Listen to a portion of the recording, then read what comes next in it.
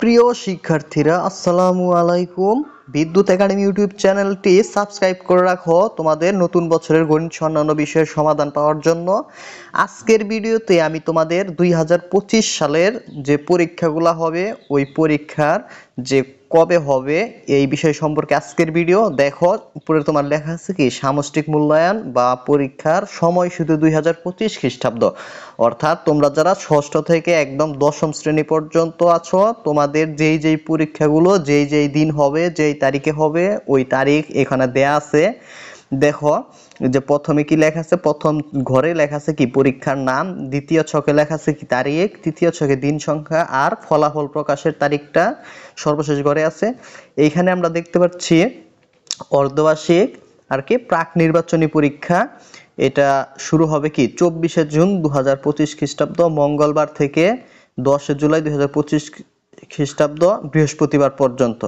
আর এটা দিন সংখ্যা হলো 12 দিন, মানে 12 দিনের মধ্যে এটা শেষ হয়ে যাবে। আর এটার ফলাফল প্রকাশ হবে 27শে জুলাই 2025 খ্রিস্টাব্দ রবিবার। অর্থাৎ অর্ধবার্ষিক পরীক্ষাটা হবে সম্ভবত তোমার ষষ্ঠ থেকে যারা নবম শ্রেণীতে আছো তাদের জন্য। আর প্রাক নির্বাচনীটা আসলে যারা এসএসসি পরীক্ষার্থী ওদের হয়ে থাকে। দ্বিতীয় ঘরের ছকটা দেখো যে নির্বাচনী পরীক্ষা, এই নির্বাচনী পরীক্ষাটা তোমাদের এসএসসি যারা পরীক্ষা দেবে তাদের জন্যই। দেখো এটা 16 অক্টোবর 2025 খ্রিস্টাব্দ বৃহস্পতিবার থেকে 3 নভেম্বর 2025 খ্রিস্টাব্দ সোমবার পর্যন্ত। এটার দিন সংখ্যা হলো 12 দিন আর ফলাফল প্রকাশ হবে 10 নভেম্বর 2025 খ্রিস্টাব্দ সোমবার। আর এই যে বার্ষিক পরীক্ষা এইটা তোমাদের ষষ্ঠ থেকে যারা নবম শ্রেণী পর্যন্ত আছে তাদের জন্য। দেখো এটা 20 নভেম্বর 2025 খ্রিস্টাব্দ বৃহস্পতিবার থেকে 7 ডিসেম্বর 2025 খ্রিস্টাব্দ রবিবার পর্যন্ত এই পরীক্ষাটা অনুষ্ঠিত হবে। দিন সংখ্যা হলো 12 দিন, মানে 12 দিনের মধ্যে এটা সম্পূর্ণ হবে।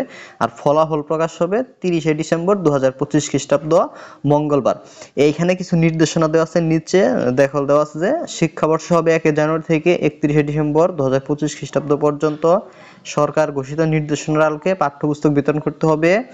দ্বিতীয়ত লেখা আছে উল্লেখিত পরীক্ষার সময়সূচি অনুযায়ী অর্ধবার্ষিক পরীক্ষা, প্রাক নির্বাচনী পরীক্ষা এবং নির্বাচনী পরীক্ষা বার্ষিক পরীক্ষা গ্রহণ নিশ্চিত করতে হবে এবং বার্ষিক পরীক্ষার উত্তরপত্র অন্তত 1 বছর সংগ্রহণ করতে হবে। প্রতি পরীক্ষার সময় 12 কর্মদিবসের বেশি হবে না।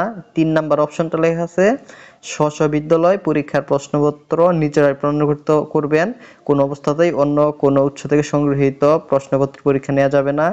4 নাম্বার পরীক্ষার নির্ধারিত তারিখ পরিবর্তন করা যাবে না, তবে কোনো বিশেষ কারণে পরীক্ষার তারিখ পরিবর্তন করতে হলে মাধ্যমিক ও উচ্চ শিক্ষা অধিদপ্তরের পূর্বানুমতি গ্রহণ করতে হবে। সাপ্তাহিক ছুটি শুক্রবার ও শনিবার ব্যতীত বছরে মোট ছুটি থাকবে 76 দিন। আরো যেগুলো দেওয়া আছে এগুলা তোমরা দেখে নাও। সো আজকের ভিডিও এই পর্যন্তই। পরবর্তী ভিডিও পেতে চ্যানেলটি সাবস্ক্রাইব করে রাখো। ধন্যবাদ সকলকে ভিডিওটি দেখার জন্য।